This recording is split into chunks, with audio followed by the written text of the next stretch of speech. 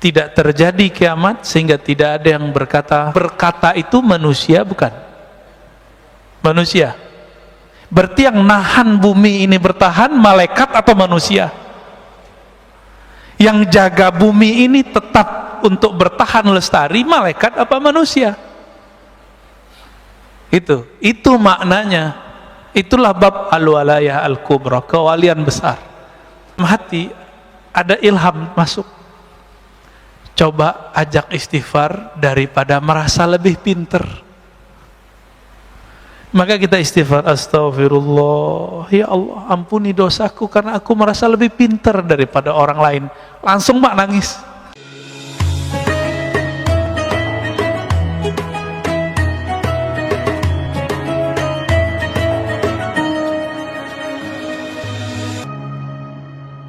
Nabi Adam melihat semuanya. Beliau tertarik dengan seorang keturunannya bernama Daud alias David, ya. Daud. Nabiullah Daud alaihi salatu wassalam umurnya 30 udah mati harusnya. Lagi jadi raja, lagi sedang kuat-kuatnya. Sedangkan beliau ini untuk mencapai niat kesuksesannya harus nambah umur sekitar dari 0 sampai umur dia yang sekarang. Maka Nabiullah Adam mengatakan, ya Rabb, ini anakku, cucuku, tujuannya belum sampai. Kalau aku berikan 30 tahun umurku, insya Allah dia sampai. Dengan izin dia, engkau, maka dia sampai. Maka Allah izinkan, diberikanlah 30 tahun umurnya. Berarti takdir bisa dirubah nggak oleh kekasih Allah dengan izin Allah? Jadi takdir itu ada takdir luh mahfuz, ada takdir rahmaniyatul arsy. Jadi takdir ruh mahfuz itu takdir kudrat iradat. Sedangkan takdir yang lebih besar itu takdir arsy. Ar-Rahman 'alal arsy istawa. Takdir yang ada di luh mahfuz itu, ini yang kita jalani sekarang. Biasa, tapi ada takdir yang masuk kepada sifat jaiz Allah subhanahu wa ta'ala. Ini takdir yang Allah tulis di arasnya. Nah, ini beda, Pak. Ar-Rahman 'alal arsyis tawa. Allah tulis dengan kasih sayangnya. Karena sayangnya Allah tidak terbatas, maka diberikanlah umur tambahan untuk Nabi Daud. Nabi Musa turun ke bumi, seharusnya umurnya sudah habis sekarang. Datanglah malaikat maut seperti Nabi Musa tadi. Karena Nabi Musa ini Nabi intelektual juga, maka ngajak ngobrol. Kamu siapa? Saya malaikat maut. Mau ngapain? Pura-pura nggak tahu. Saya mau cabut nyawa engkau, kata Nabi Adam. Lah umur saya masih ada 30 tahun lagi. Beliau lupa sudah memberikan kepada Nabi Daud. Apa kata malaikat maut? Bukankah engkau telah memberikan kepada cucumu? Berarti Nabi Daud belum lahir sudah didapatkan umurnya. Udah dibicarakan di langit, udah dibicarakan di surga, udah dibicarakan di bumi ketika beliau diutus. Terjadi alat, pulang Pak malaikat maut, dipanjangkan lagi tuh umurnya Nabi Adam. Dan itu kelupaan pertama, ya. Begitu Allah kepada kekasih-kekasihnya. Dan kekasih Allah itu masih ada sampai hari ini di bumi. Masih ada Pak hari ini di bumi. Siapa kekasih Allah di bumi yang Allah selalu memandangnya? Ketika orang ini masih ada, Allah biarkan bumi bergerak. La taqumu sa'ah hatta la yuqalu fil ardi Allah, Allah. Tidak terjadi kiamat kerusakan di muka bumi sampai tidak ada lagi yang mengatakan Allah, Allah. Jadi di Lombok lagi ramai Pak. Teman-teman saya yang ahlu sunnah punya seorang tuan guru yang mengatakan ada seorang wali Allah kasih tugas jaga gunung gitu. Dianggap musyrik oleh seorang yang tidak mengerti bab ini. Oh enggak ada yang diurus, yang ngurusin si gunung itu malaikat. Iya, tapi malaikat itu ngurus karena ada yang lebih utama di situ, yaitu seorang waliullah. Apa dalilnya? Itu hadis Muslim yang saya bacakan barusan. Tidak terjadi kiamat sampai tidak ada yang membaca Allah, Allah. Berarti ada wali Allah di gunung itu yang membaca zikir Allah. Apa kata dia? Oh, itu maknanya bukan zikir Allah, Allah. Itu maknanya menghormati hukum Allah. Loh, itu namanya penjelasan hadis. Lafaz hadisnya nggak ngomong begitu kok. Kok giliran kayak gini pakai penjelasan pribadi, ya? Walaupun itu ada dijelaskan Imam Nawawi, tapi kan juga ada penjelasan Imam Sya'rani, Imam Abdul Hasan Syazili, bahwa itu zikir beneran Allah, Allah, Pak. Tidak terjadi kiamat sehingga tidak ada yang berkata Allah. Yang berkata itu manusia, bukan? Manusia. Berarti yang nahan bumi ini bertahan malaikat atau manusia? Yang jaga bumi ini tetap untuk bertahan lestari malaikat apa manusia? Itu maknanya. Itulah bab al-walayah al-kubra, kewalian besar. Mereka dititipi Allah untuk jaga bumi. Jadi nggak usah khawatir, Pak. Corona ini mainan Dajjal sama Imam Mahdi. Jadi mereka lagi main perang-perangan, ya, tapi perang pra kondisi, pra malhamah kubra. Nanti akan ada satu perperangan besar. Barangkali boleh kita sebut perang dunia ketiga. Tapi masanya, ya kita nggak tahu lah. Apakah 50 tahun lagi, 30 tahun lagi, 20 tahun lagi. Jangan-jangan 10 tahun lagi. Kita nggak tahu, jangan-jangan lebih awal. Karena kita tidak tahu, kita nggak boleh cocok logi dan sok tahu. Oh Ustaz, ciri-cirinya udah cukup. Ya, kecuali antum ahli ilham. Kalau ahli cocok logi nggak boleh ngomong, ya. Karena ilmu ini bukan ilmu munasabat murni, bukan ilmu cocok logi. Dia ilmu zauk, ya. Ada rasa yang Allah turunkan ke dalam kalbu manusia yang berzikir Allah, Allah tadi. Taib.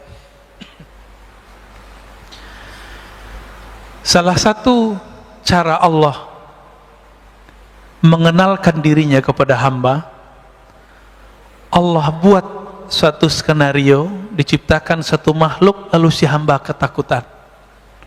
Dan itu ditulis dalam kitab Al-Hikam.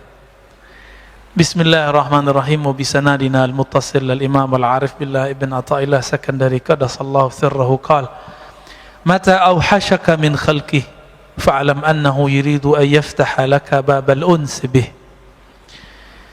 Mata awhashaka min khalqih, kapanpun, saat kapanpun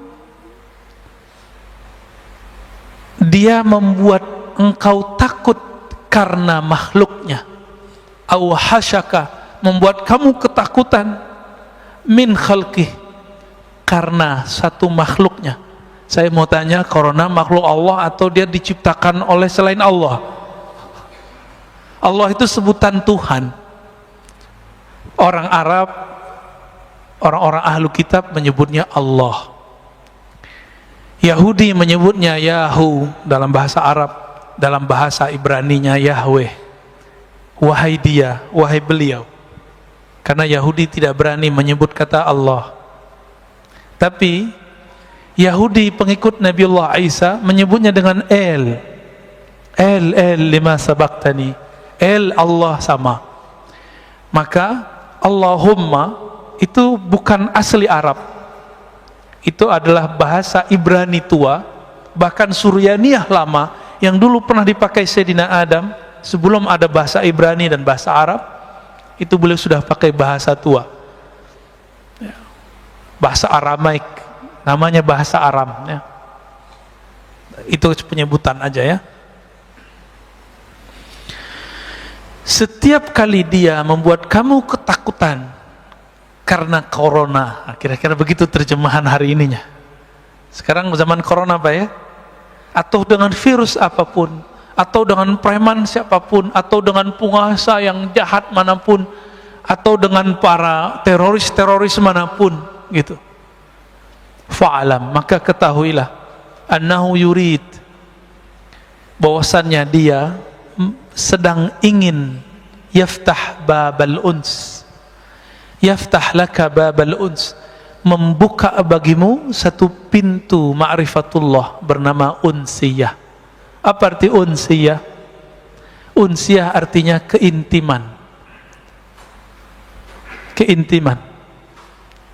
Kadang-kadang orang takut dengan corona, tapi ada yang lebih berbahaya, yang lebih menakutkan. Takut karena maksiat, takut karena pernah bermaksiat. Semua kita pernah maksiat nggak, Pak? Bener. Mas, semua kita nggak ada yang nggak bermaksiat, maka nggak usah sok suci. Pernah maksiat nggak? Pernah maksiat. Nggak maksiat mata, maksiat telinga. Nggak maksiat telinga, maksiat lisan. Nggak maksiat lisan, maksiat kalbu. Kalaupun kita nggak maksiat secara zahir, kita maksiat dalam batin. Oh, Ustadz, saya nggak pernah iri, oke. Saya nggak pernah sombong, oke. Tapi pernah lupa nggak kepada Allah? Semua kita pernah lupa kepada Allah. Itu dosa juga, Pak. Pernah merasa lebih pintar dari orang nggak? Sering, tiap hari ya. Itu dosa apa namanya? Itu dosa besar loh, Pak. Kiber. Itu dosa besar, bukan dosa kecil. Saya pernah diizinkan Allah mentalkin seorang ulama. Banyak, Pak. Ada beberapa ulama-ulama muda, ulama senior. Itu diajak istighfar nggak ada efek. Nggak ada efek. Ayo Ustadz, ayo Pak Kiai, ayo kita istighfar. Nggak ada efek dia. Orang udah nangis-nangis semua, dia nggak nangis-nangis. Ternyata satu masalahnya, dia merasa lebih pintar dari saya. Akhirnya di dalam hati ada ilham masuk. Coba ajak istighfar daripada merasa lebih pintar.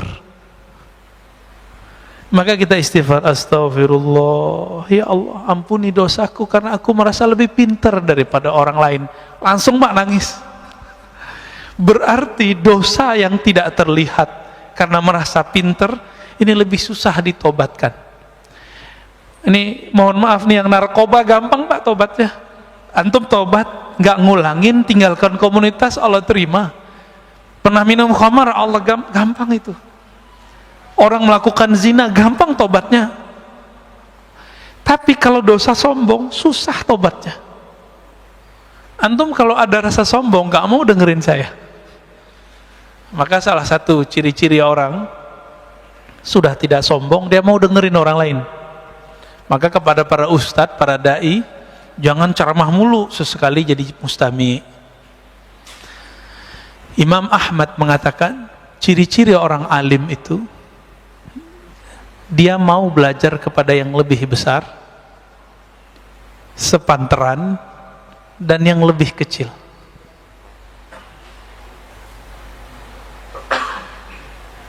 Gimana? Udah pernah belajar sama yang lebih kecil belum? Belum ya?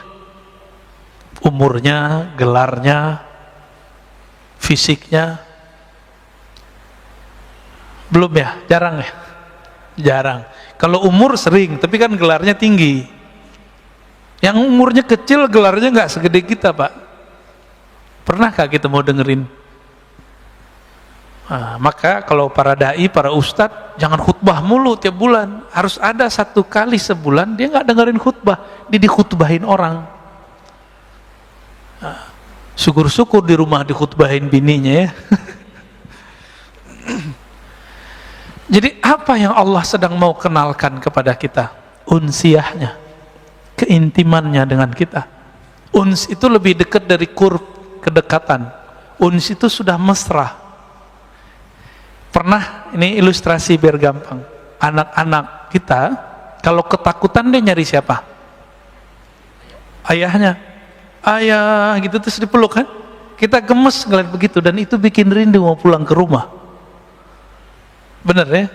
Itu bikin rindu, Pak. Kadang-kadang kita gak rindu mamanya ya, yang bapak-bapak ini, rindu sama anak kecil ini. Nah, ini namanya uns.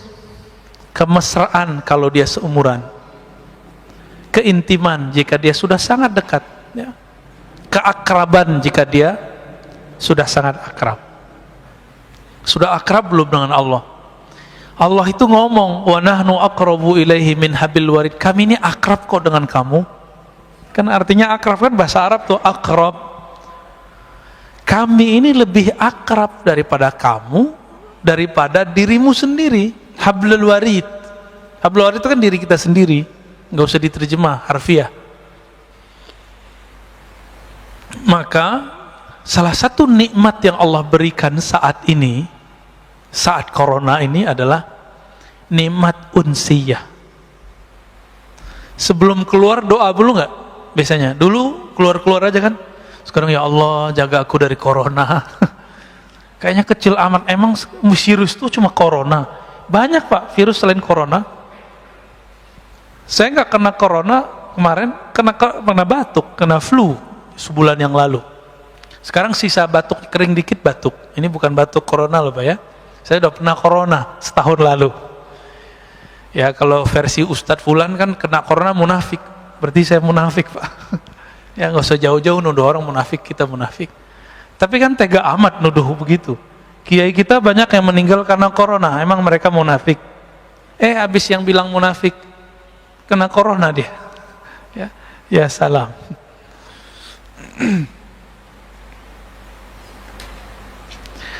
Nah, kita mundur.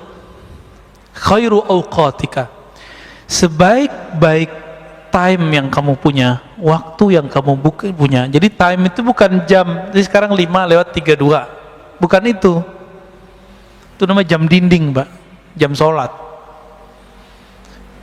Waktu itu adalah satu nafas yang kita tarik, satu nafas yang kita keluarkan. Itu yang disebut waktu.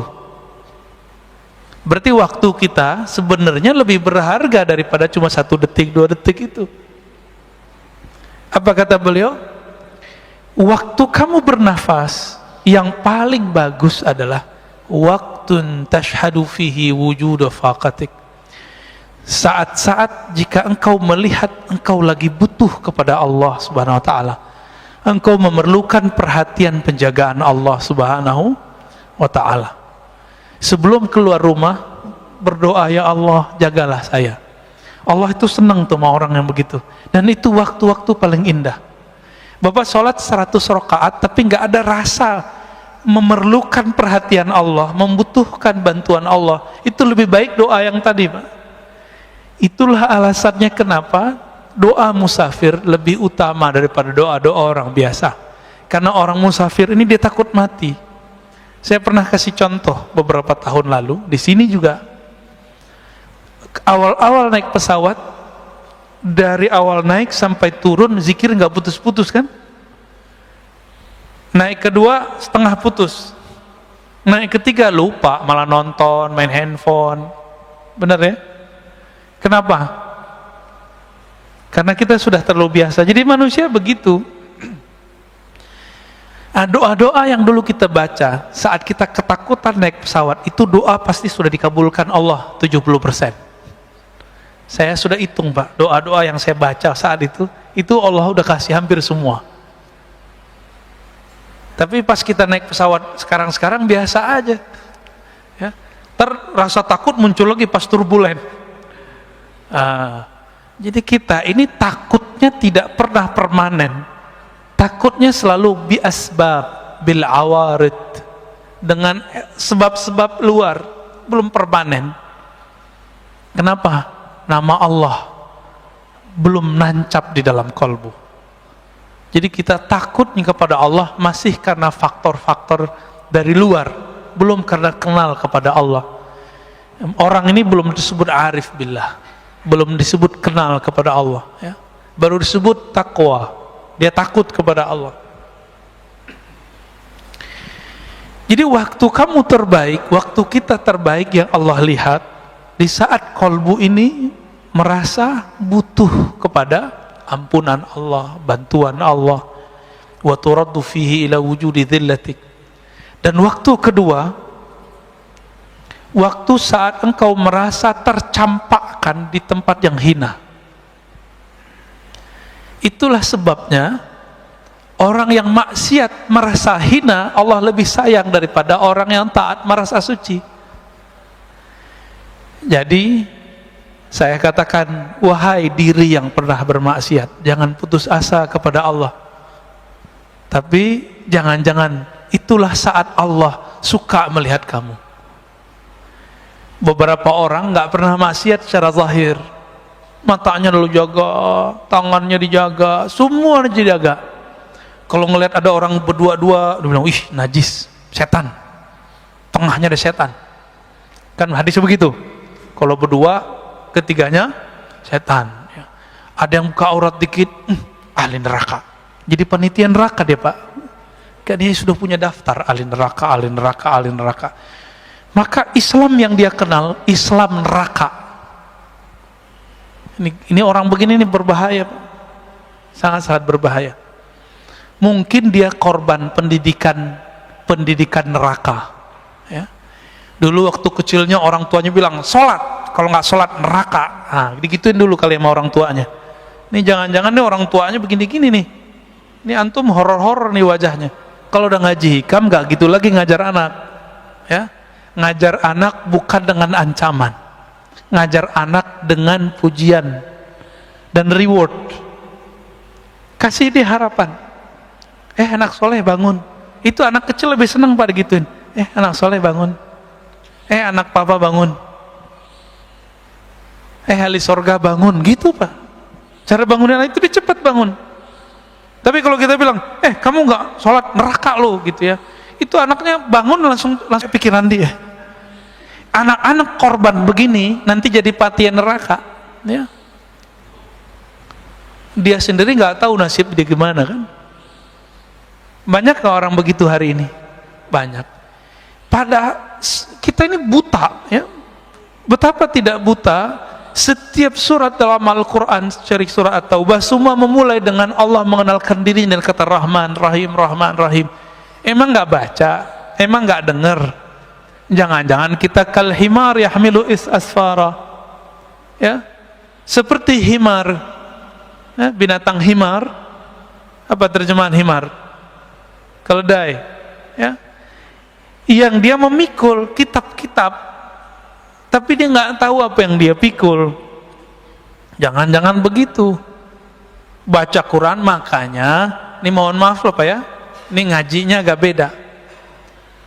Saya itu nggak ngajak orang khataman Quran banyak-banyak seperti Imam Syafi'i. Kan kalau Imam Syafi'i baca Quran ngerti, maka beliau emang afdolnya baca Quran banyak-banyak. Selama 4 tahun di Mesir beliau khatam 4.000 kali. Itu setahun 1.000. Coba bagi sebulan berapa kali tuh? Antum hitung sendiri ya. Capek ngitungnya. Ini dari kemarin, dari kecil sampai sekarang, kalau kita hitung itu khataman, kita nggak nyampe, Pak. Kita didoktrin kurang sempurna. Doktrinnya sudah oke, tapi kurang sempurna. Habis baca Quran, belajar Quran, khataman, berhenti ngaji Quran. Seharusnya langsung masuk ke ngaji makna Quran. Dulu waktu saya masih MTSN, SMP, selesai khataman, saya belajar ke kampung di seberang. Jadi kita ada 20 menit ke sana. Saya ketemu seorang buya, seorang ulama, dia ngajarin terjemahan Quran. Setiap Rabu, malam Kamis kita belajar nerjemah. Karena keberkahan itulah saya bisa baca kitab sekarang, ya. Padahal nggak nyantri seperti teman-teman pesantren, ya. Saya nggak nyantrinya di surau aja, ganti pindah surau gitu aja udah. Nggak pernah nyantri seperti teman-teman kecuali setelah kuliah. Pas kuliah baru saya masuk pesantren, ya. Tapi teman-teman di pesantren karena korban pendidikan kurikulum neraka, ya, kurikulum ikop, dikit-dikit diikop, akhirnya udah nyantri 6-7 tahun gak bisa baca kitab karena sekolahnya tegang. Sekolah itu harus tenang, anak-anak terus cinta. Jadi ketika beberapa tahun setelah saya bisa baca kitab, teman-teman yang belajar kitab gak bisa baca kitab pada dari pesantren nanya, enti kok bisa baca kitab, tipsnya apa? Jawaban saya cuma satu, cinta. Kamu sudah cinta belum dengan kitab yang kamu pelajari? Sudah cinta belum dengan guru yang ngajarin kamu? Jadi saya nggak pernah ngapalin Pak selama berapa tuh ya, 6 tahun itu bahasa Arab nggak ngapalin. Anak kelas 3 ya, mau mereka ujian, itu mereka datang mau murojaah kitab dengan saya. Padahal kita baru kelas 1 dan kelas 2. Apa rahasianya? Cuma cinta. Saya cukup ingat kitabnya, ingat guru yang saya sukai itu, bukan cinta fisik. Cinta ilmunya. Itu langsung ingat semua terjemahannya, maknanya, lembaran-lembarannya. Maka kalau ingin mengajari anak supaya pinter, jangan diajari dengan ancaman. Ajari dia mencintai ilmu yang dia pelajari. Baik. Jadi kapan saat-saat yang paling Allah suka? Bukan saat kita puasa 1000 kali, puasa 1000 hari, sholat 1000 rakaat, enggak. Allah sangat suka kepada hamba 2 saat. Pertama, saat dia menyaksikan si hamba itu butuh kepada Allah. Berarti Allah ini sangat suka jika hamba itu bermanja-manja kepadanya. Apakah sudah bermanja-manja kepada Allah malam tadi? Belum ya? Kita merasa kita pinter ya, hebat, saya bisa lo tahajud. Orang begini Allah nggak suka lihat Pak. Tapi ketika dia bangun, alhamdulillah ya Allah, Engkau bangunkan aku. Ketika sujud dia mengatakan, ya Allah, malam ini banyak orang yang tidak bisa sujud. Sekarang Engkau takdirkan, Engkau gerakkan kepalaku untuk sujud. Dibaca ayat, dia katakan, ya Allah, lidah ini banyak dosa, tapi Allah izinkan membaca namamu. Nama Allah berat nggak? Saya udah pernah nyebut ini Pak. Nama Allah berat nggak? Kurang berat apa? Nama ini jika ada di bumi, satu orang jadi bumi nggak jadi kiamat. Maka orang yang paling sakti di dunia bukan orang yang kebal, bukan orang yang pindah tempat sesaat. Orang paling sakti di dunia, orang yang di kolbunya ada nama Allah. Allah itu. Semakin banyak nama Allah di kolbu, semakin orang ini sakti di sisi Allah, bukan di sisi makhluk Allah. Jadi antum itu nggak sakti kalau nggak bisa nahan kiamat. Kalau cuma bisa nahan debus doang mah biasa itu. Ya.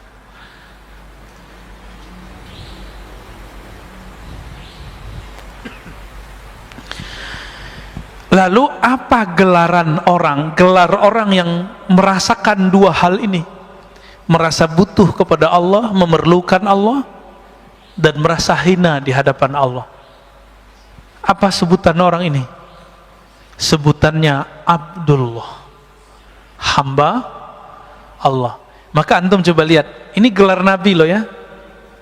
Jadi Nabi itu, ini sering dipahami terhadap tasawuf. Orang nuduh Imam Al-Hakim At-Tirmizi, ahli hadis yang sufi, Ibn Arabi yang sufi, mengatakan wali lebih tinggi dari kenabiannya. Karena setiap nabi itu pasti wali. Setiap rasul pasti nabi. Kewalian itu inti dari seorang nabi. Ala inna awliya Allah la khaufun alaihim wa la hum yahzanun. Ketahuilah sungguhnya wali-wali Allah. Apa arti wali Allah? Kekasih. Maka kewalian itu artinya kekasih. Bab cintanya seorang wali itu lebih tinggi daripada bab nubuatnya, gitu maksudnya. Bukan berarti seorang wali yang bukan nabi lebih tinggi daripada seorang nabi. Itu keliru besar. Nggak ada begitu di kitab Fususul Hikam. Imam Ibn Arabi tidak pernah mengatakan itu.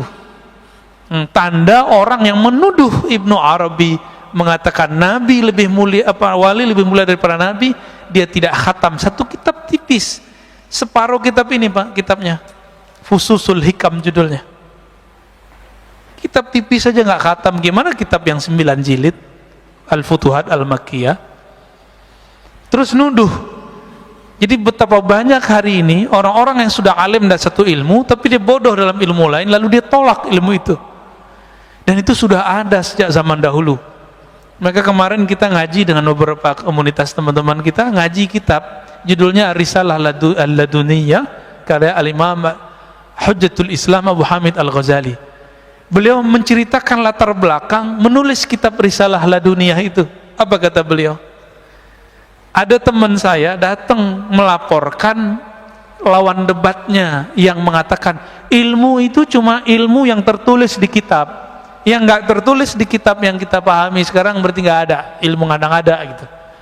Maka belum nulis kitab Ar-Risalah Al-Laduniyah. Ini saya mau nanya Pak, ilmu itu yang di kitab ini atau yang dalam hati saya? Maka kitab ini antum bawa, antum langsung berilmu nggak? Seandainya ilmu itu di kitab, coba bawa kitab ini, antum langsung berilmu.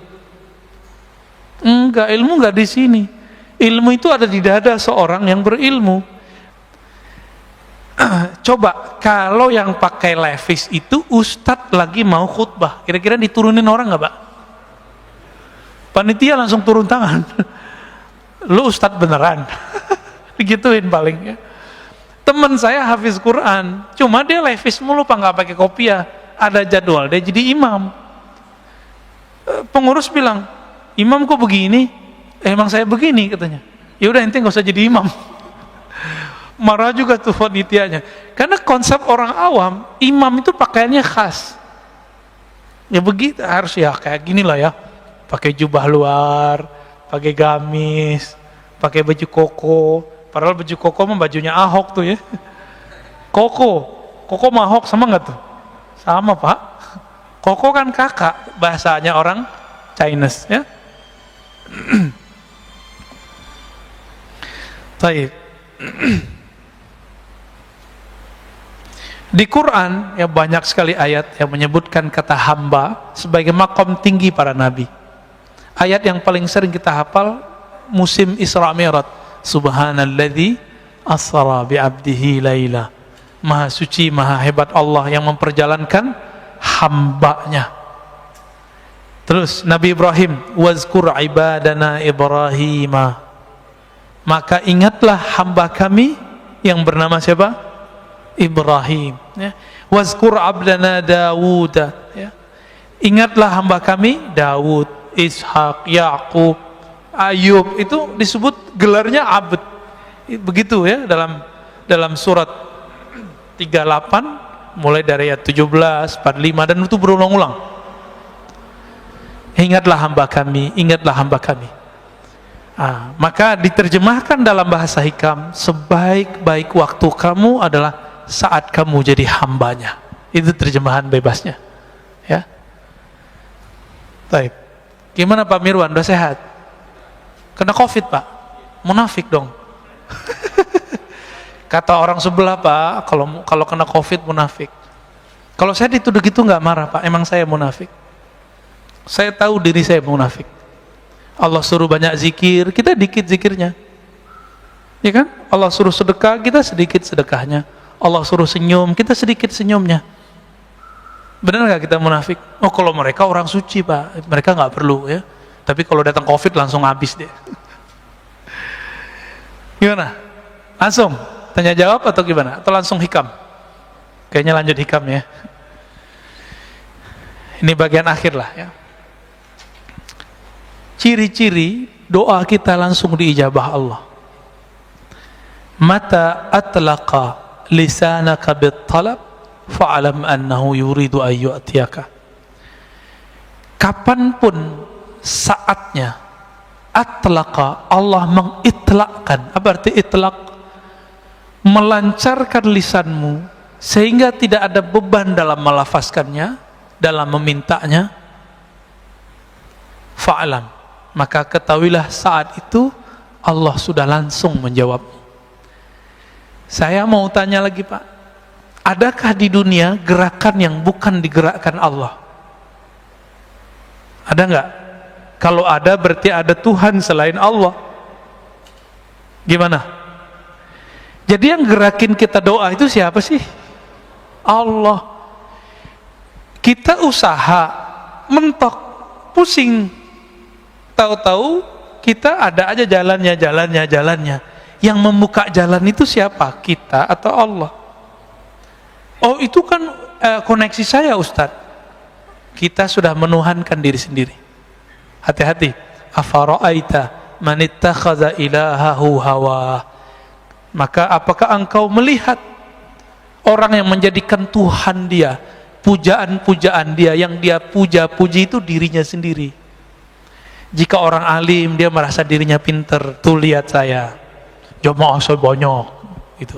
Tuh lihat saya, ilmu saya banyak. Nah, orang begini sudah menuhankan dirinya. Mau dia gelarnya mursyid, mau gelarnya doktor, LCMA, kiai 1000 kali, itu tetap di dalamnya iblis. Orang yang memuji-muji dirinya sendiri, itu iblis, Pak. Nauzubillah min dzalik. Kecuali dia memulangkan pujian itu kepada Allah Subhanahu wa ta'ala. Yang berhak dipuji siapa?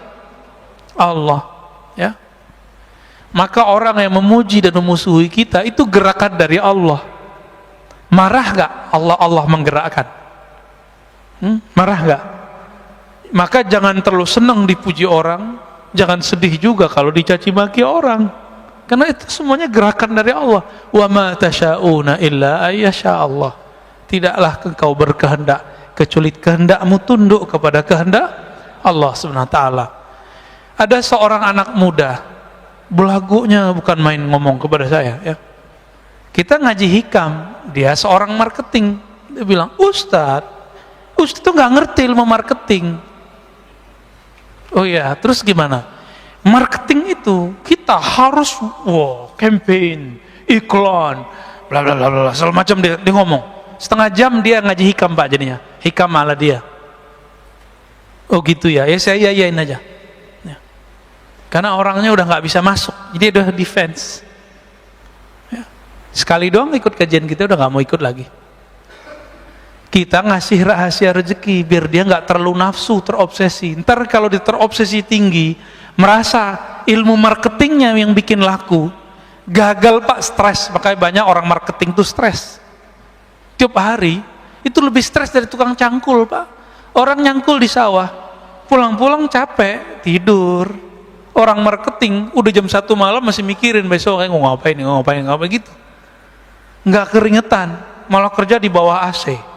Tapi pikirannya tertekan terus, ya. Gimana pakai kecerdasan dia. Sahabat saya jadi fundraiser di salah satu lembaga zakat terkenal di Indonesia. Orang tamatan kuliah dakwah, Pak, nggak ngerti ilmu marketing versi ilmu marketing konservatif sekuler, konvensional lah istilahnya, ya. Karena sekarang ada istilahnya hukum positif, bank konvensional gitu, ya. Ini nggak punya tuh ilmu begitu. Tapi ketika dia jadi direktur fundraising, kenaikan fundraising itu melewati direktur-direktur sebelumnya yang ahli manajemen dan ahli marketing. Saya candain, Tat, ente pegangannya apa gitu? Ente pakai pelet ya gitu? Candainnya, Pak. Enggak, saya cuma pakai rotibul hadar, rotibul atos aja, Ustaz, katanya. Maksud rotibul hadar, rotibul atos isinya apa? Rotibul hadar, rotibul atos yang kita baca tadi. Saat-saat dia merasa butuh, memerlukan campur tangan Allah, itulah marketing paling hebat, Pak. Bapak kalau nggak percaya datang ke Majestic, ya. Ini ada sahabat saya di situ, dia punya butik dan batik, ya. Terus punya food court. Saya tanya, kamu pakai online nggak? Jauh sebelum zaman online begini nih. Enggak, Ustaz, saya online ilallah, katanya. Loh, maksudnya gimana tuh, Mas? Gitu.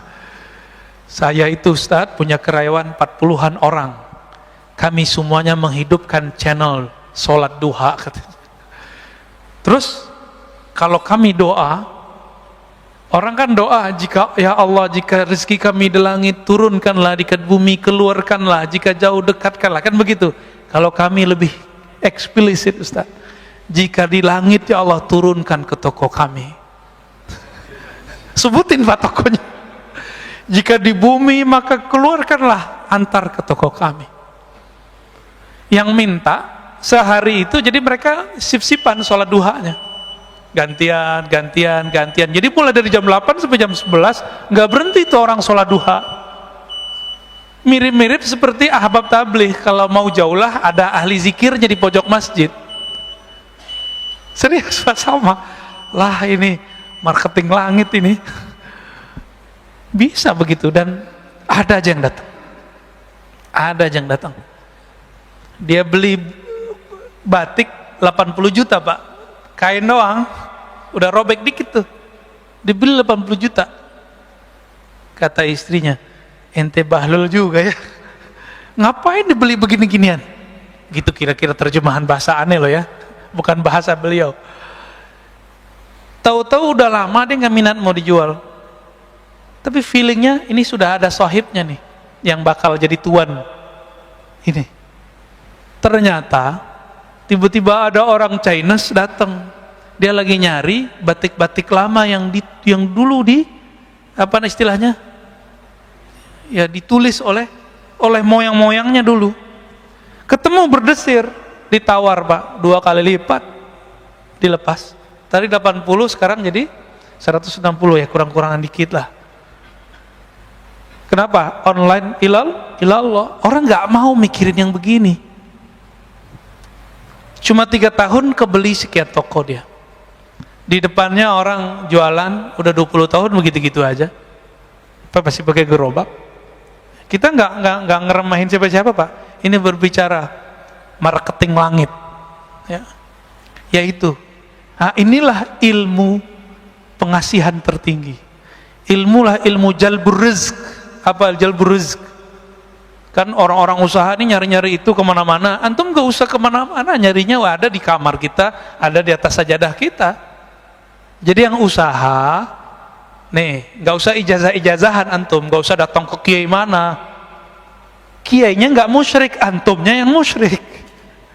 Ya, ntar dikasih raja-raja, dikasih minum-minum yang ada raja, ntar banyak lagi jin dalam badan kita kan. Ntar dikasih apa, simbol-simbol jimat. Dianya nggak musyrik karena dia tahu ini cuma simbol aja, tapi antum jadi musyrik karena kemudian menduakan itu. Ilmu ini ada Pak, ilmu wifiq namanya. Imam Ghazali pakar ilmu itu dan beliau ahli tauhid. Beliau tahu mana yang tauhid, mana yang tidak tauhid. Cuma yang nggak ngerti bilang itu syirik kan. Dia lupa imamnya Ibnu Taimiyah, imamnya Ibnu Qayyim itu ngerti ilmu ini. Dan Ibnu Qayyim membolehkannya dalam kitab Tibbun Nabawi, menganggapnya sebagai tib nabawi. Tapi dia hilangkan istilah wifiq. Jimat nggak ada istilahnya. Istilahnya diganti dengan kaf al-kitabah. Cari Tibbun Nabawi, antum kalau nggak percaya lihat di kitab itu. Sudah ada terjemahannya kan? Bab kitabah, tulisan, gitu judulnya. Malas baca sih ya, dari dulu aneh udah sampein soalnya. Jadi kadang-kadang kita makan dulu masih mahasiswa, makan, masuk warteg, masuk rumah makan fulan, masuk resto. Saya tuh nggak nyaman Pak kadang. Karena tiba-tiba saya mata itu liar aja ngeliat sudut mana, ternyata di situ ada raja. Ternyata di ujung mana ada jimat. Nah itu bikin nggak nyaman tuh makan di situ. Ya. Maka teman-teman praktisi hikmah pun tolong ajari kliennya, muridnya, santrinya tauhid, baru diajarin itu wifiq. Kalau nggak usah deh, ntar jadi musyrik ntar ya. Ajarin ini aja nih ya, sholat duha ya, sholat duha. Saya punya guru nih terakhir ya, sebelum tanya jawab. Ada tanya jawab Pak Mirwan? Ada ya. Guru saya dari remaja umur belasan tahun nggak pernah ninggalin duha Pak. Itu kalau pagi-pagi beliau beli telur atau beli makanan untuk anak-anaknya, kalau belanja di toko kelontong, itu toko itu laku sampai malam Pak. Kenapa? Berkah sholat dia. Dimanapun dia jalan diberkahi Allah. Ada dalilnya nggak tuh? Musyrik nggak tuh? Baca kitab biar nggak jadi musyrik. Dalam kitab Ibnu Mubarak, kitab Az-Zuhud, disebutkan bahwa jika ada seorang yang berzikir atau yang berjalan ke majelis ilmu atau berjalan ke masjid Allah, itu bongkahan bumi, debu-debu yang kita injak, dia berkata, wahai tanah di sampingku, saksikan aku diinjak oleh hamba Allah. Senang dia Pak. Jadi kalau dibalik gimana? Kalau kita maksiat di bumi Allah, itu bumi ngutuk-ngutuk kita Pak. Oi, cepetan pergi gitu. Semoga kamu ketahuan. Maka kita ketakutan kalau kita maksiat, Pak. Allahumma sholli ala nabiyina Muhammad. Di dalam Al-Quran surat Ali Imran sebagai ayat pamungkas daripada hikam ini, Allah Subhanahu wa taala berfirman, "Wa laqad nasarakumullah bi Badrin wa antum adillah." Sungguh Allah telah membantu kalian bi Badrin saat perang Badar. Pakai bi, Pak, bukan pakai fi. Ini campur tangan Allah ini lebih dahsyat. Ini yang ngerti ilmu balaghah, ini faham maksud bi di situ. Wa antum adillah, saat itu kamu merasa hina, merasa lemah, merasa butuh bantuan Allah Subhanahu wa taala. Maka jika berdoa, berdoalah dengan rasa hina. Jika berzikir, berzikirlah dengan merasa rendah diri kepada Allah Subhanahu wa taala. Baik, kira-kira gitu Bapak Saudara Allah. Kalau ada yang mau didiskusikan, mau ditanyakan, tafadhol. Gimana Pak Mirwan? Mantan Covid, alumni Covid. Emang Covid ada kan, Pak? Ada, aneh kan pernah ngerasain. Soalnya teman-teman kita masih ada yang belum percaya, ya. Antum nggak percaya sih nggak apa-apa, ntar kalau udah kena rasain aja ya. Bismillahirrahmanirrahim. Silakan Pak Dokter. Terima kasih Pak Ustadz. Salam. Masya Allah ini. Jadi pertanyaan saya adalah terkait dengan kondisi sekarang, kekinian, bahwa tadi ada corona, ada permasalahan yang luar biasa mendera kita. Kita butuh tadi bahwa sebagai seorang hamba membutuhkan pertolongan Allah dengan merendahkan diri pada saat berdoa zikir. Nah, untuk bisa sampai pada level ketawakalan sempurna, ya, jadi seorang hamba yang mengandalkan Allahnya untuk sampai pada level di mana tadi la khaufun alaihim, tadi yang Ustaz sebutkan, tidak ada rasa takut. Dalam artian tidak ada yang lain yang ditakuti nih. Apa saja yang kejadian di dunia ini tidak ada yang ditakutin kecuali hanya Allah gitu. Bagaimana caranya Pak Ustaz? Terima kasih Pak Ustaz. Assalamualaikum warahmatullahi wabarakatuh. Assalamualaikum. Ada cara tentatif, ada cara permanen, Pak. Kalau yang tentatif itu harus punya masalah dulu, baru ingat Allah biasanya. Nah, kalau yang ini cukuplah masa lalu kita dan sekarang, ya. Ada yang lebih permanen, mengenal yang ditakuti. Kenapa kita tidak permanen rasa takutnya kepada Allah? Karena kita nggak kenal yang kita takut itu siapa sih? Bapak kenal Allah nggak sih? Kan antum kenal Allah nggak? Allah itu apa? Siapa? Kalau versi orang kan Allah itu di langit, Ustaz. Itu belum kenal Allah namanya. Ya. Allah itu di arsy, Ustaz. Nah, itu ayat Ar-Rahman 'alal arsy istawa. Yang istawa itu antum kenal nggak gitu? Mau terserah mau di langit, mau di mana terserah, ya. Allah ini kan bukan fisik. Disebut Allah di atas langit, Allah disebut Allah di atas arsy, nggak ngefek, Pak. Kan dia bukan jisim. Kenapa kita berdebat di luar sana, Allah di mana, Allah di mana, Allah di mana? Karena kita masih menjisimkan Allah tanpa kita sadari.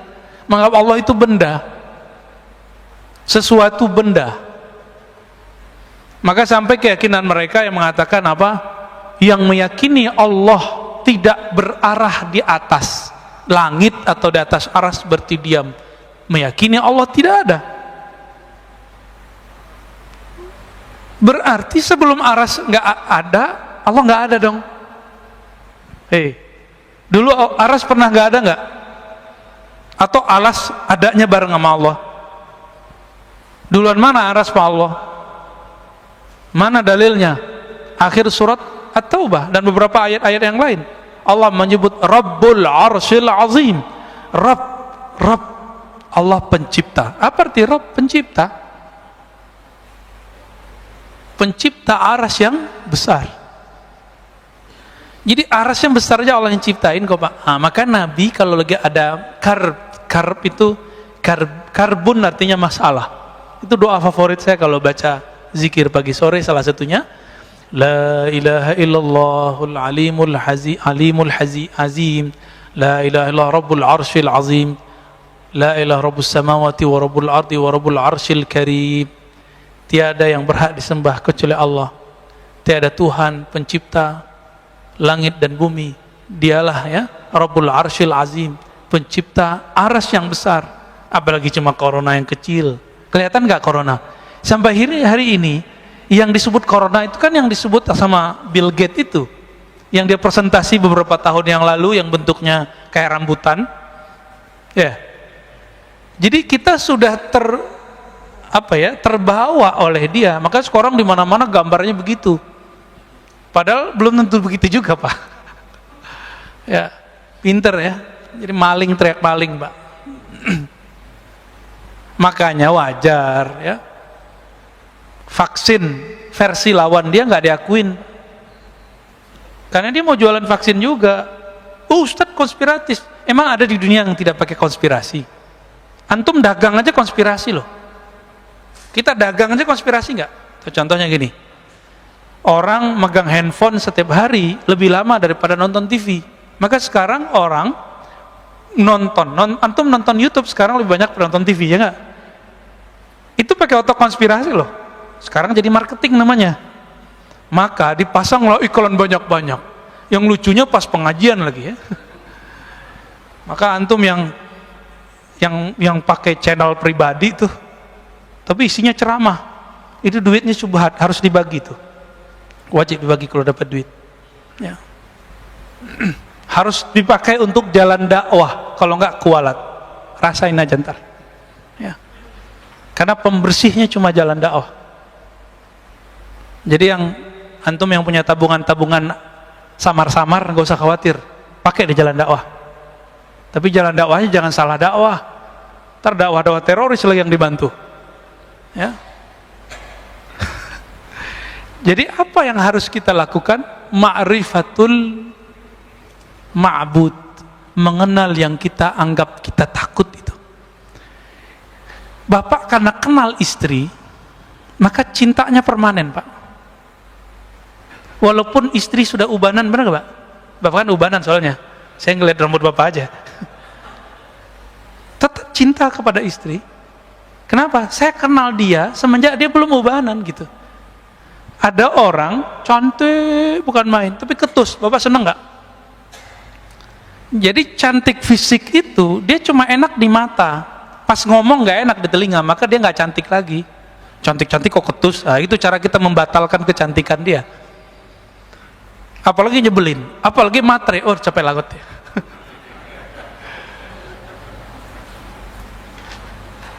Nggak ada semua orang semuanya matre ya. Matre itu kan hubbul mal, hubbul dunia, cinta dunia. Oke, ada lagi? Ya silakan Pak, di belakang.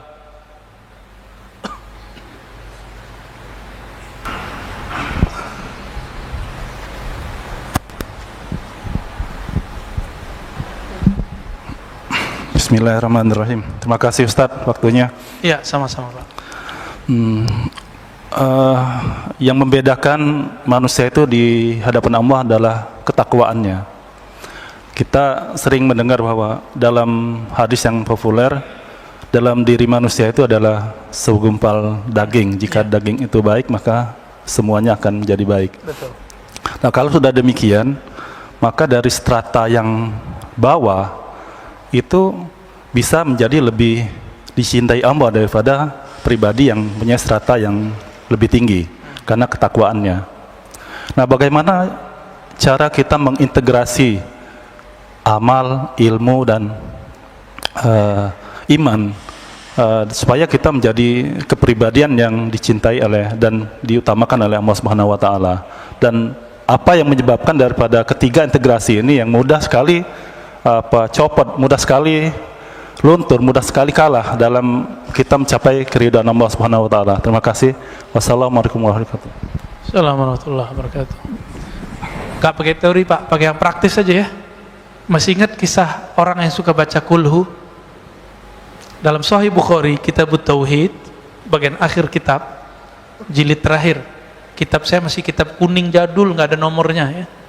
Kitab Tauhid, Darul Fikr yang lama.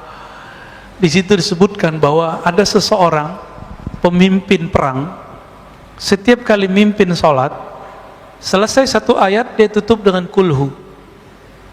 Bahkan beberapa rakaat itu cuma kulhu, kul huwallahu ahad, Allahus samad, sampai akhir.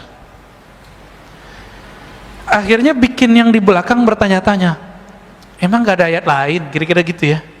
Kenapa sih ini orang bacanya ayatnya itu aja, Al-Ikhlas mulu.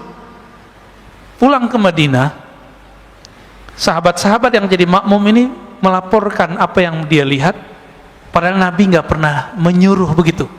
Ini artinya apa? Sahabat-sahabat itu menciptakan torikot-torikot ritual untuk dirinya. Ini dalil bahwa boleh seorang alim meramu dari dalil-dalil yang ada suatu amalan yang kemudian dia disiplinkan dan dia ajarkan kepada orang, disebut torikoh. Ini dalilnya. Apa kata Nabi? Coba tanya si fulan itu, kamu gak usah tuduh dia, tanya dia kenapa dia buat begitu. Jadi kita kalau ngikutin sunnah Nabi ini, kita nggak boleh ngejek orang ngamalin apa aja, nggak boleh ngejek. Kita konfirmasi, tabayun namanya. Kenapa sih kamu ngamalin ini? Sama orang yasinan kita tanya, kenapa kamu baca yasin? Ya. Sama orang ziarah kubur jangan langsung bilang dia syirik, khurafat. Kita tanya, apa yang kamu baca saat ziarah kubur? Baru bilang syirik atau nggak syirik. Maka sahabat ini nanya, datang, wahai panglima kami, jenderal kami, kenapa engkau suka baca kulhu di setiap gerakan sholatmu, setiap rakaatmu? Apa jawaban beliau? Karena di dalamnya ada sifatur rahman, sifat-sifat Allah yang maha pengasih penyayang, aku suka membacanya. Lalu dibawa lagi kabar jawaban itu ke Nabi. Nabi kemudian mengatakan, sampaikan kepadanya. Nabi padahal secara wahyu sudah tahu, tapi konfirmasi itu wajib. Maka mursyid-mursyid, ahli-ahli firasat, kita nggak boleh berhukum dengan kasyaf. Kita bolehnya berhukum kalau sudah konfirmasi. Nggak boleh berhukum Pak dengan ilham, nggak boleh. Dia harus berhukum dengan hasil konfirmasi. Walaupun antum sakti mandraguna, ya, nanti banyak salah. Tak kayak zaman pilpres kemarin lagi, ya. Ya. Banyak kan ilham-ilham muncul, tapi salah terjemah semua. Ilhamnya benar, terjemahannya salah. Ya. Apa kata Nabi? Sampaikan kepadanya, sesungguhnya Allah yang Maha Rahman mencintainya. Jadi supaya Bapak mulia di sisi Allah, maka rutinkan baca kulhu Pak. Bapak sudah pensiun Pak ya? Sudah? Belum? Belum. Ya udah, musim libur Sabtu Minggu dan WFH, jangan kurang baca kulhu setiap sholat. Itu salah satu amalan Rasul sallallahu alaihi wasallam. Dalam hadis ini jarang diketahui orang. Nabi itu habis sholat nggak hanya subhanallah 33, alhamdulillah 33. Nabi itu setelah sholat kadang-kadang beliau menambahkan kulhu, kul a'udzu birabbil nas. Kalau bisa 11 Pak habis sholat. Ini hari Sabtu nih ya. Hari Sabtu. Bisa nggak ngamalin ba'da sholat 5 waktu 11? Ustadz angkanya dari mana? Udah ikutin aja. Ya.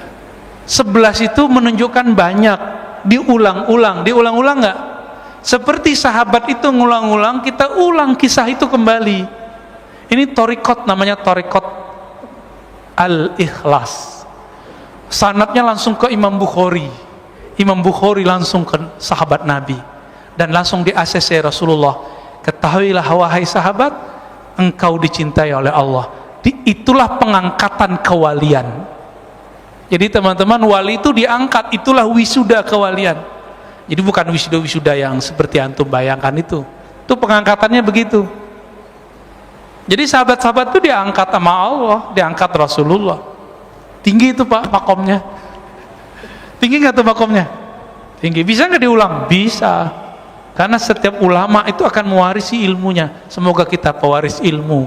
Thariqat Ikhlas. Cobain Pak. Kalau mau ngamalin juga nggak apa-apa. Ya, kalau saya suka baca Al-Ikhlas. Ya, kalau dulu masih remaja, tapi remaja saya udah nikah Pak. Saya ngamalinnya semalam 1000-an.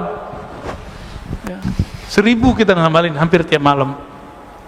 Nah, sekarang karena sok sibuk, nggak ngerjain sebanyak itu. Tapi tetap kita baca. Ya. Oke, lanjut. Tafadhal. Assalamualaikum warahmatullahi wabarakatuh. Ustadz yang kami hormati, kita banyak membaca dan mendengar kalau Rasulullah itu amaliyahnya sholat sampai kakinya bengkak dan sholat qiyamul lail malam ya.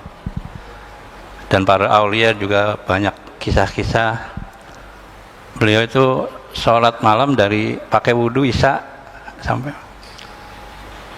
Kira-kira kalau kita kan banyak capek, banyak malas dan itu, apakah itu merupakan nafsu dari malas, capek dan sebagainya? Mohon kiat-kiat bagaimana kita menuju ke sana supaya katanya ada akrab antara jasad dan ruh. Iya. Supaya, yang terakhir aja Pak ya. Iya. Zaman sekarang, zaman saiki Pak, jangan dibayangin Bapak itu sholat isya berhentinya subuh. Udah kena gula, ya kan? Kolesterol, kesemutan, belum lagi punggungnya nggak beres, ya kan? Baru bentar udah sakit. Nggak usah muluk-muluk mau jadi orang soleh. Nggak mungkin Pak kita kayak Nabi, nggak mungkin. Nggak mungkin seperti Syekh Abdul Qadir Jilani 20-an tahun sholat isya sama subuhnya 1 kali wudhu. Nggak mungkin. Abu Hanifah puluhan tahun, Imam Abul Hasan Asy'ari 20 tahun beliau sholat isya dan subuhnya satu wudhu. Abul Hasan Asy'ari yang dihujat-hujat sama mereka sekarang ya, akidah Asy'ariyah. Terus gimana? Jadi ada eksperimen, saya suruhlah salah satu teman-teman saya ini zikir semalaman. Ente jangan tidur ya. Bener nggak dia nggak tidur Pak? Nggak ada. Baru baca zikir 5 kali ngorok. Terus next pekan depan datang ke rumah, kita aja ngobrol ma'rifatullah sampai subuh nggak tidur dia. Sama kayak nonton bola. Cuma yang ditonton bola. Nonton bola asik gak? Asik. Kenapa asik? Karena Bapak tahu ilmu sepak bola. Saya nggak ngerti Pak ilmu sepak bola. Saya bingung tuh. Ini bola kok ditendang-tendangan, direbut-rebutin. Menurut saya itu orang nggak kurang kerjaan. Tapi bagi yang senang bola, asik nggak nonton bola? Nonton doang loh. Nah, kenapa sholatnya Nabi, sholatnya wali itu bisa nggak berhenti, baru berhentinya subuh? Karena dia tahu siapa yang disembahnya. Maka majelis mengenal yang disembah harus lebih banyak daripada majelis menyebut-nyebut nama yang disembah. Jadi majelis zikir itu seharusnya nggak lebih banyak daripada majelis ma'rifat. Cuma orang kan nggak mau. Kalau majelis ma'rifat sama, mulainya jam 11, jam 12 malam sampai subuh.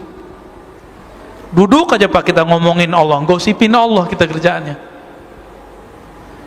Suatu kali sahabat bercerita, sahabat Nabi, kami habis subuh diberi muhadharah pengajaran oleh Nabi. Berhentinya nanti zuhur, sholat. Habis zuhur lanjut asar, habis asar lanjut maghrib, sampai besok subuh lagi, sampai besoknya lagi 2 hari 2 malam. Mereka lupa makan, lupa minum. Tuh kalau sudah jadi makhluk ma'rifatullah tuh begitu. Ini ilustrasi dekatnya apa? Gak usah jauh-jauh. Kita punya teman gak dilestui oleh keluarganya untuk menikah. Dia udah demen sekali sama calonnya ini. Apa kata si perempuan? Mas, kalaupun saya diusir dari keluarga, kalaupun saya jadi tukang goreng, saya jadi tukang apa, yang penting saya sama ente, katanya. Gombal. Paling tahan seminggu minta cerai. nggak tahan kan dikasih angin. Tapi begitu kira-kira, kenapa ada orang di luar sana hidup bertahan, hidup susah bersama kekasihnya? Karena dia cinta dengan pasangannya. Tapi kita ini lebih percaya ke pasangan daripada Allah Subhanahu wa ta'ala. Jadi caranya satu aja Pak, sama, kenali yang disembah. Rasulullah itu bisa kakinya kapalan sholat karena beliau kenal yang disembahnya. Nah, kita terbalik, kita memulainya dari kuantitas amal, bukan dari kualitas pengenalan yang disembah. Jadi saya mengajak semua kita, semua ustadz, semua mursyid, semua kiai, semua jamaah, coba dibalik Pak sekarang. Jangan ajar anak, ajar murid, ajak diri kita ibadah fisik dulu, ritual dulu. Tapi ibadah yang awal adalah ibadah ma'rifatullah, ibadah mengenal Allah, kenali yang disembah, maka kita akan kecanduan beribadah. Nanti orang bilang kita gila Pak, nanti Bapak dibilang gila sama orang ya. Kenapa? Pagi zikir, siang zikir, sore zikir, bahkan gak mau pulang dari masjid. Ntar mau orang bilang corona ngapa, ntar dokter-dokter bingung ntar ya. Itu orang beragama tuh gila ya gitu, masih ada yang takut corona, udah lockdown gitu. Ya biarlah kita disebut gila, gila bertuhan kepada Allah Subhanahu wa ta'ala. Kesimpulan kajian kita sederhana, ma'rifatul ma'bud aula min kulli sujud. Mengenal Allah Ta'ala lebih utama daripada sujud, bahkan 1000 sujud. Maka kenalilah Allah yang kita sembah, sujud kita akan lebih bermanfaat dan lebih berkualitas. Wassallallahu ala nabiyina Muhammad. Assalamualaikum warahmatullahi wabarakatuh.